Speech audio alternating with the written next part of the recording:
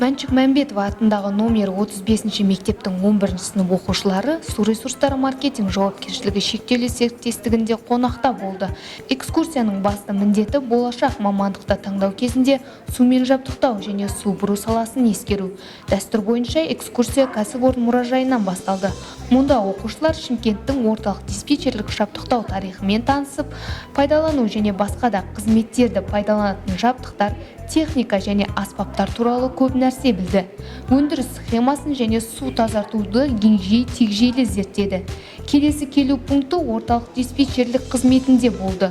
Нақты уақыт режимінде оқушылар қалалық желілер бойынша ауыз судың қалай берілетінін, қалай таратылатынын, өтінімдер қалай қабылданатынын және ақпаратты қалпына келтіру топтары қалай жұмыс істейтінін көре алды.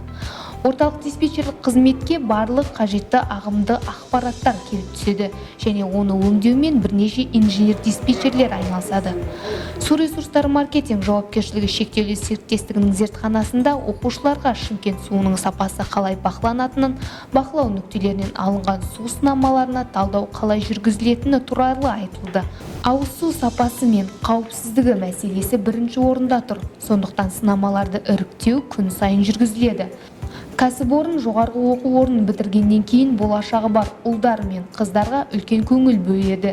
Олардың көпшілігі су ресурстары маркетинг жауапкершілігі шектеулі серіктестігінде еңбек қызметін бастауға ұсынылады.